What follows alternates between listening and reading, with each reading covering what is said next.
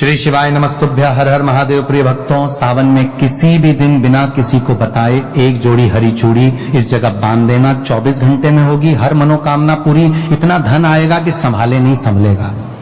भगवान भोलेनाथ जी के आशीर्वाद से पूरे साल धन बरसता रहेगा। मिलेगी सभी दोषों से मुक्ति। इस दिन बहुत सारे दुर्लभ योगों का संयोग बन रहा है। ये एक दुर्लभ संयोग है जिसमें भगवान शिव और भगवान गणेश दोनों की पूजा का फल एक साथ मिल सकता है। सावन का जो महीना होता है मर्यादा एवं ये भक्ति का महीना होता है, भक्ति का माह होता है। सावन के पूरे महीने पर भगवान भोलेनाथ जी का नियंत्रण माना जाता है। कालों के भी काल कहे जाने वाले महाकाल शिव शंभू को सावन का पवित्र महीना बहुत ही खूबसूरत लगता है। इस समय सूखे पड़े बंजर, सूखे पड़े बाग खिलखिला उठते हैं। चारों ओर हरियाली ही हरियाली दिखाई होती है। सावन का महीना लड्डू गोपाल श्री कृष्ण जी को अति प्रिय है। अपने बाल गोपाल रूप में भगवान लड्डू गोपाल वृंदावन में सावन में स्नान अवश्य करने आते हैं। भगवान श्री कृष्ण जी सखियों के साथ मिलकर वर्षा आदि में स्नान करते हैं और नृत्य आदि करते हैं।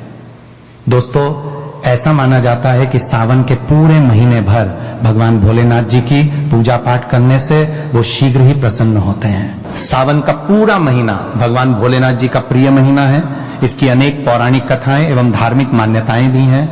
दोस्तों, जनसाधारण लोग किसी और महीने में संयम नियम का पालन करें या ना करें, लेकिन सावन के महीने में संयम एवं नियम का पालन जरूर करते हैं। सावन में जो लोग व्रत आदि करते हैं तो उन्हें पूरे महीने भर लहसुन, प्याज तथा किसी का झूठा भोजन भी नहीं करना चाहिए, क्योंकि इस समय व्रतधारी भगवान शिव की शरण में होता है। तो आप कोई भी ऐसा पाप न करें जिससे भगवान शिव क्रोधित हो जाए। तो आज की जो वीडियो है बहुत ही सुंदर है, ज्ञानवर्धक जानकारी है। इस वीडियो को अपने फायदे के लिए जरूर पूरा देखना है, क्योंकि अधूरा ज्ञान हमेशा अधूरा फल ही देगा और भगवान शिव जी का अपमान भी माना जाएगा। इसीलिए सावन के शुभ अवसर पर वीडियो को अंत तक जरूर देखें और कमेंट में अपनी राशि जरूर डाल दीजिए। यदि हमारे पास कोई उपाय होगा तो वो आकर हम आपके कमेंट के रिप्लाई में जरूर बताएंगे। सावन के महीने की विशेष महत्व कुछ इस प्रकार से है। दोस्तों, सावन के महीने में ही समुद्र मंथन हुआ था। सावन के महीने में ही माता लक्ष्मी उत्पन्न हुई थी और माता लक्ष्मी को धन की देवी का दर्जा सावन के महीने में ही प्राप्त हुआ था। सावन के महीने में ही भगवान भोलेनाथ जी भूलोक पर आ जाते हैं और भूलोक पर जिनके घर पर यथावत शिवलिंग रखा हुआ होता है तो उनके घर में भगवान आशंकित जरूर आते हैं। दोस्तों, इस माह में भगवान विष्णु योग निद्रा में चले जाते हैं तो सृष्टि का जो भार होता है वो भगवान भोलेनाथ संभालते हैं। तो आज की जो वीडियो का विषय है बहुत ही सुंदर है कि इस वृक्ष पर 2 जोड़ा हरी चूड़ी आपकी हर इच्छा शीघ्र ही पूर्ण होगी। और इस वृक्ष पर सावन में अगर हरी चूड़ी बांधते हैं तो आपकी सभी मनोकामना शीघ्र ही पूर्ण होगी ही होगी और आपका आने वाला समय भी सुगमता पूर्वक से गुजरेगा और कैसी भी आपके जीवन में जो परेशानी चल रही हो वो परेशानी भी समाप्त हो जाएगी। अच्छी चूड़ी सभी समुदाय के लोग पहनते हैं। कोई इसे बैंगल्स बोलता है तो कोई इसे करें तो कोई इसे चूड़ी आदि बोलता है, लेकिन चूड़ी का महत्व सर्वप्रिय है। देवी देवताओं को अति आकर्षित करने वाली चूड़ियां मानी जाती हैं, खासकर माता रानी जो महिला चूड़ी पहनकर। दोस्तों, अगर आप भी भोलेनाथ जी के सच्चे भक्त हैं तो कमेंट बॉक्स में ओम नमः शिवाय जरूर लिखना और अगर आप भोलेनाथ से प्यार करते हैं तो एक लाइक जरूर करेंगे। दोस्तों, भगवान भोलेनाथ जी को ये 3 वृक्ष अत्यंत प्रिय है और इस वृक्ष की पूजा करने से शिव पूजा करने का ही फल प्राप्त होता है। दोस्तों, इस वृक्ष के बारे में शास्त्रों में यह भी कहा जाता है कि मनुष्य जाति के जन्म कल्याण के लिए स्वयं भगवान भोलेनाथ एवं माता पार्वती इन वृक्षों के रूप में भूलोक पर अवतरित हुए थे, अर्थात भूलोक पर जन्म लिया था। तो आइए इस वीडियो में जानते हैं सावन में हरी चूड़ी का महत्व। दोस्तों, हरा रंग सौभाग्य एवं उल्लास का प्रतीक माना जाता है जो मन को शीघ्र ही आनंदित करता है। हरा रंग प्रकृति का वो स्वरूप है। हरा रंग प्रकृति का स्वरूप माना जाता है और माता पार्वती भी प्रकृति है एवं भोलेनाथ को पुरुष माना जाता है। दोस्तों, हरे रंग का उदाहरण कुछ इस प्रकार से है जैसे सावन में भगवान शिव जी को चढ़ाए जाने वाले बेलपत्र, धतूरा, भांग एवं दूब हरे रंग की होती है। दोस्तों, प्रकृति निर्माण करने वाले भगवान भोलेनाथ हरे रंग से अति शीघ्र ही प्रसन्न होते हैं। सावन में जो महिला हरे रंग की चूड़ी पहनती है, हरे वस्त्र धारण करती है, उन्हें अखंड सौभाग्य की प्राप्ति होती है। दोस्तों, इसीलिए कहा जाता है जितनी भी माताएं बने हैं उन्हें पूरे सावन के महीने में हरे रंग की चूड़ी जरूर पहननी चाहिए, हरे वस्त्र जरूर धारण करने चाहिए। सावन के महीने में जो माताएं बहनें भगवान भोलेनाथ की पूजा करती हैं, शिव प्रकृति है। ऐसी माता बहनों को हरे रंग के वस्त्र धारण करने चाहिए और भूल कर भी सावन के महीने में नीले और काले वस्त्र किसी भी महिला को कदापि नहीं पहनने चाहिए। ऐसा माना जाता है कि इस रंग के कपड़े पहनने से महिला के पति पर कष्ट आते हैं और उनके पति की आयु कम हो जाती है। तो दोस्तों, इस वृक्ष पर किसी भी सावन सोमवार के दिन या सावन में किसी भी समय जरूर बांधे। हरी चूड़ी दुर्भाग्य आपका सौभाग्य में बदल जाएगा भी। आपके ऊपर परेशानी हो, गरीबी हो, कष्ट हो, कर्ज हो, तकलीफ हो, जीवन में जो परेशानी हो, वो सारी समस्याएं समाप्त हो जाएंगी। दोस्तों, केवल एक ही सोमवार के दिन अगर आप ये उपाय करते हैं, हरी चूड़ी इस वृक्ष पर बांधते हैं, तो आपके जन्म जन्मांतर की गरीबी भी मिट जाती है और शीघ्र ही आपके एक ही सोमवार के दिन ये उपाय करने से मनोकामना पूर्ण होगी। तो दोस्तों, वो वृक्ष कौन से हैं, आइए जानते हैं। प्रथम वृक्ष है शमी का वृक्ष। शमी के वृक्ष के बारे में ध्यान से सुनिए। तो शमी का वृक्ष माता पार्वती का एवं भगवान भोलेनाथ जी का मिश्रित स्वरूप कहा जाता है। इसलिए दोस्तों, शमी के वृक्ष को उमाश्वर वृक्ष भी कहा जाता है।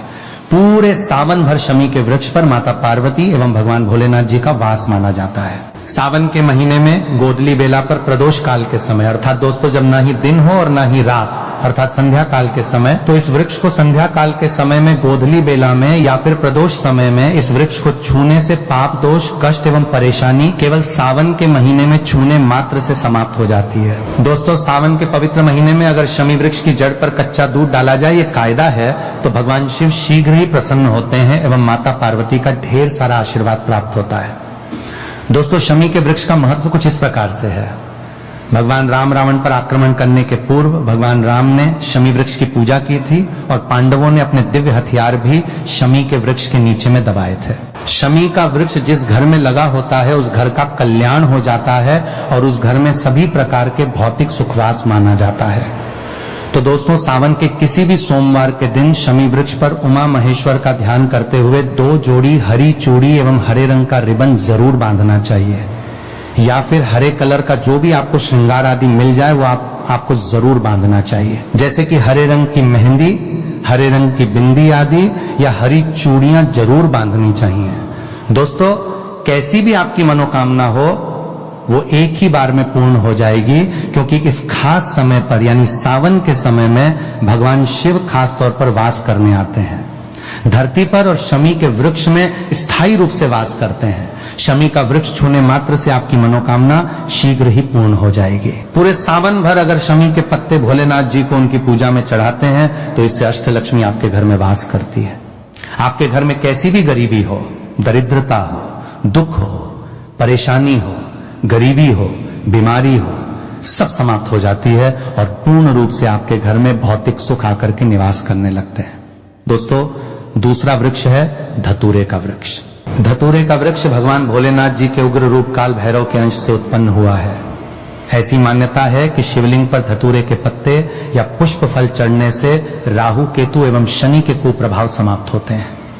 धतूरे के वृक्ष पर सावन के किसी भी सोमवार के दिन अगर 2 जोड़ी हरी चूड़ी बांधे तो शत्रुओं से छुटकारा मिलता है एवं शत्रुओं का सर्वनाश होता है। और दोस्तों, सावन सोमवार के दिन धतूरा का वृक्ष छूने मात्र से भगवान शिव आपके घर में दौड़े चले आएंगे। दोस्तों, अगर सावन के किसी भी शनिवार के दिन धतूरा के वृक्ष पर बाबा काल भैरव का ध्यान करते हुए हरी चूड़ी अगर बांधी जाए तो घर से भूत प्रेत बाधाएं सब नष्ट हो जाती हैं, भस्म हो जाती है। एवं छोटे से धतूरे की जड़ अगर घर के किसी भी कोने में छुपा दी जाए या घर में जमीन में गांठ दी जाए तो भूत प्रेत इत्यादि का वास घर में कभी नहीं होता है। घर से सभी बाधाएं शिव के वास होने से भाग जाती हैं। दोस्तों, जो तीसरा वृक्ष है वो है बेल का वृक्ष।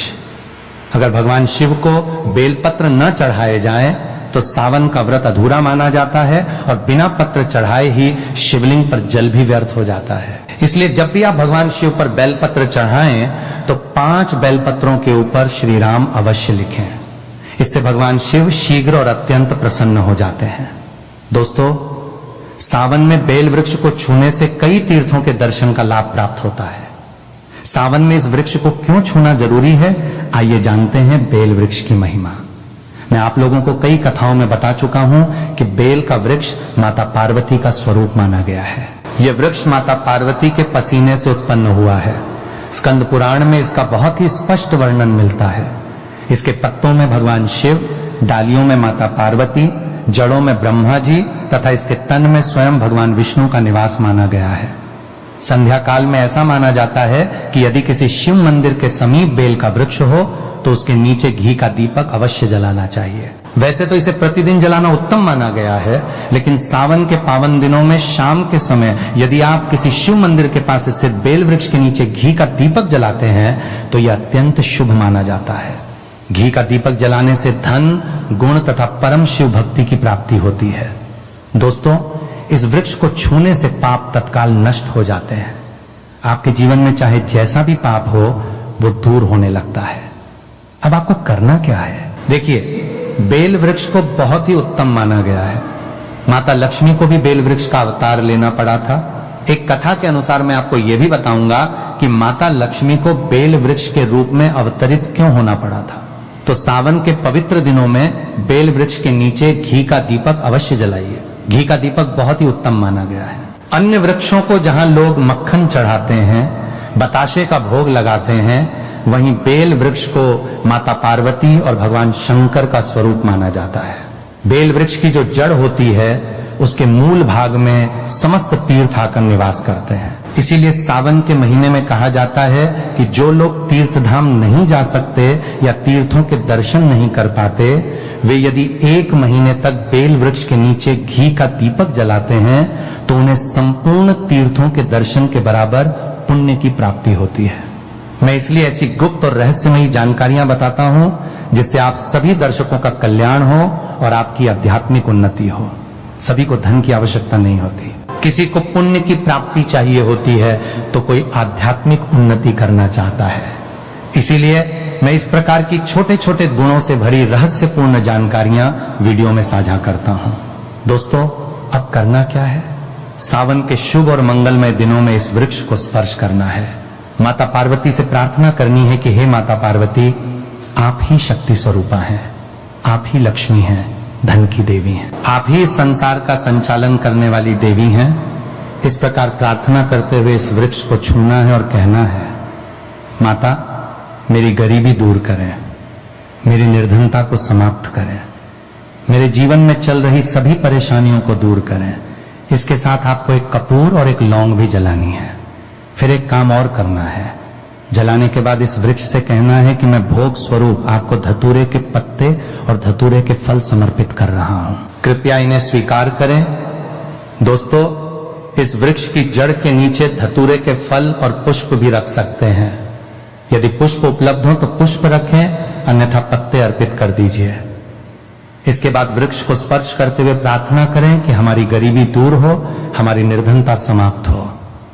और एक विशेष प्रार्थना अवश्य करें, यदि किसी की हाय लगी हो, किसी प्रकार का बुरा प्रभाव या दोष लगा हो जिसके कारण हमारी आध्यात्मिक उन्नति नहीं हो पा रही हो, तो वो सब दूर हो जाए। यदि शनि, राहु, केतु का दुष्प्रभाव हो, नवग्रहों में से कोई ग्रह पीड़ा दे रहा हो या किसी प्रकार का पितृदोष लगा हो तो वो भी समाप्त हो जाए, क्योंकि पितृदोष के कारण व्यक्ति की आध्यात्मिक उन्नति में बाधा आती है। इसलिए प्रार्थना करें कि हे माता, समस्त प्रकार के दोषों को दूर करें, उन्हें अपने भीतर समाहित कर हमें दोष मुक्त करें। इस प्रकार आपको ये प्रार्थना करनी है और एक कार्य अवश्य करना चाहिए।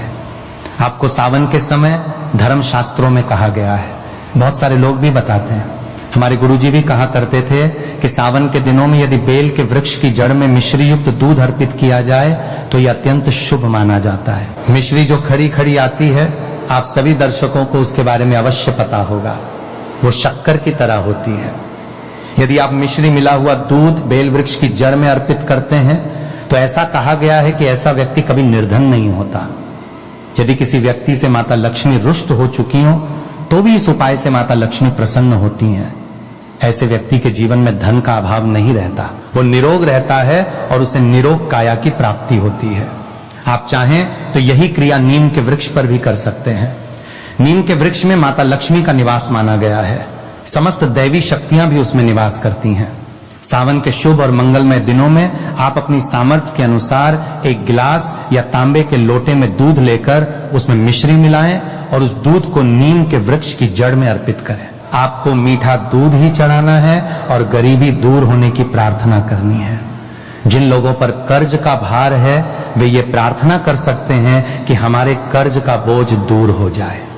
ऐसा करने से सभी दैवी शक्तियां आपसे प्रसन्न रहती हैं। दोस्तों, सावन के महीने में महादेव को कुछ प्रकार के बेलपत्र कभी नहीं चढ़ाने चाहिए। इन्हें बहुत अशुभ माना गया है। पौराणिक मान्यताओं के अनुसार बेलपत्र चढ़ाने से भगवान शिव का मस्तक शीतल रहता है। बेलपत्र से भगवान शिव की पूजा करने पर दरिद्रता दूर होती है और व्यक्ति सौभाग्यशाली बनता है। इससे हनुमान जी भी प्रसन्न होते हैं क्योंकि उन्हें भगवान शिव का ही अंशावतार माना गया है। दोस्तों, पहले ये जान लेते हैं कि बेलपत्र के उपयोग और उसके लाभ क्या हैं। दोस्तों, नंबर 1, तीनों लोकों में जितने भी प्रसिद्ध तीर्थ स्थल हैं वे सभी बेल वृक्ष के मूल भाग में स्थित माने गए हैं। इस बात को शायद बहुत कम लोग जानते होंगे। दोस्तों, नंबर 2, यदि बेल का वृक्ष घर के बीचों बीच या पूर्व दिशा में लगा हो तो घर में धन धान्य की कमी नहीं रहती और परिवार के सदस्य सुखी एवं खुशहाल रहते हैं। दोस्तों, नंबर 3, जो व्यक्ति बेल वृक्ष के मूल भाग की गंध, पुष्प आदि से पूजा अर्चना करता है उसे मृत्यु के पश्चात शिवलोक की प्राप्ति होती है। दोस्तों, अब जानते हैं बेलपत्र से जुड़ी कुछ विशेष बातें। चतुर्थी, अष्टमी, नवमी, चतुर्दशी, अमावस्या, संक्रांति के समय तथा सोमवार के दिन बेलपत्र नहीं तोड़ना चाहिए। पूजा से एक दिन पहले ही बेलपत्र तोड़कर रख लेना चाहिए। दोस्तों, आपको बता दें कि बेलपत्र कभी अशुद्ध नहीं होते। यदि आपको पूजा के लिए नए बेलपत्र नहीं मिल रहे हैं तो आप पहले से चढ़ाए गए बेलपत्रों को स्वच्छ जल से धोकर पुनः भगवान शिव को अर्पित कर सकते हैं। दोस्तों, बेलपत्र में 3 पत्तियां होना आवश्यक माना गया है। कटी फटी पत्तियों वाले बेलपत्र भगवान शिव को भूलकर भी अर्पित नहीं करने चाहिए। ऐसा करना भगवान शिव तथा बेलपत्र दोनों का अपमान माना जाता है। इसलिए बेलपत्र की पत्तियां एकदम साफ और पूर्ण होनी चाहिए। दोस्तों, सावन के इस पवित्र महीने में यदि किसी व्यक्ति को 5 विशेष संकेत मिल जाएं, तो ये माना जाता है कि महादेव उसकी भक्ति से अत्यंत प्रसन्न हैं और उसे धनी होने से कोई नहीं रोक सकता। तो चलिए जानते हैं। दोस्तों, नंबर 1, बैल का दरवाजे पर आना। नंदी महाराज भगवान भोलेनाथ का वाहन है। नंदी को भगवान शिव का द्वारपाल भी कहा जाता है। नंदी महाराज बुद्धि और ज्ञान के प्रतीक माने जाते हैं। शिव मंदिरों के बाहर सदैव नंदी महाराज विराजमान रहते हैं। लेकिन यदि सावन के पवित्र महीने में अचानक कोई बैल आपके दरवाजे पर आ जाए और घर की चौखट के पास खड़ा हो जाए तो इसे शुभ संकेत माना जाता है। ये माना जाता है कि भगवान शिव आपकी भक्ति से प्रसन्न हैं और आपके घर में खुशियां आने वाली हैं। ऐसे में नंदी महाराज को तिलक लगाकर मीठा भोग अवश्य खिलाएं। दोस्तों, नंबर 2, सावन के पवित्र महीने में यदि आपको स्वप्न में शिवलिंग या भगवान शिव के दर्शन हो जाएं, तो इसे अत्यंत शुभ संकेत माना जाता है। यह संकेत देता है कि आपके जीवन की परेशानियां जल्द समाप्त होने वाली हैं। भगवान शिव आपकी सच्ची भक्ति और आराधना से प्रसन्न हैं। ऐसे समय में शिव भक्ति में कोई कमी नहीं आने देनी चाहिए। घर को स्वच्छ रखें क्योंकि यह भगवान शिव की कृपा का संकेत माना जाता है। दोस्तों, नंबर 3, शास्त्रों के अनुसार नीलकंठ पक्षी भगवान शिव का प्रतीक माना गया है। यदि सावन के महीने में नीलकंठ आपके घर की छत पर आकर बैठ जाए तो उसे भूल कर भी नहीं भगाना चाहिए। यह अत्यंत शुभ संकेत माना जाता है। शास्त्रों में बताया गया है कि नीलकंठ का घर पर आकर बैठना भगवान शिव की विशेष कृपा का प्रतीक है। मान्यता है कि अब आपके बुरे दिन समाप्त होने वाले हैं। कहा जाता है कि भगवान श्री राम ने भी रावण पर विजय प्राप्त करने से पूर्व नीलकंठ के दर्शन किए थे। दोस्तों, नंबर 4, सावन के पवित्र महीने में यदि अचानक घर में काला सांप दिखाई दे जाए तो इसे भी शुभ संकेत माना जाता है। ऐसे में उसे बिल्कुल भी नुकसान नहीं पहुंचाना चाहिए। यह भगवान शिव के आने का संकेत है। जिनकी भक्ति से महादेव प्रसन्न होते हैं तब महादेव किसी खास अवसर पर ही अपने संकेत देते हैं। सावन का महीना बहुत ही पवित्र महीना माना गया है। यही वो महीना है जिसमें भगवान शिव धरती पर आते हैं और उसी घर में अपना वास बना लेते हैं जो उनका सच्चा भक्त होता है। सपने में किसी मंदिर में नाग नागिन का जोड़ा दिखाई देना बहुत ही शुभ माना गया है। यह घर में शिव कृपा के आने का संकेत है। अब आपको प्रसन्न होना चाहिए। भक्तों, अगर अपनी जिंदगी में कुछ नया सीखना चाहते हैं तो इस सावन की वीडियो को पूरा ही देखकर जाना। आधा अधूरा मत छोड़ना और इसी के साथ चैनल को सब्सक्राइब जरूर कर लेना ताकि आने वाली ज्ञान भरी वीडियो आपको सीधे नोटिफिकेशन के माध्यम से प्राप्त होती रहे। भक्तों, अगर किसी महिला की शादी हो चुकी है तो ऐसे में अगर आपका पति भी इन 3 चीजों को पहनने के लिए बोले तो आप तुरंत मना कर दें। एक शादी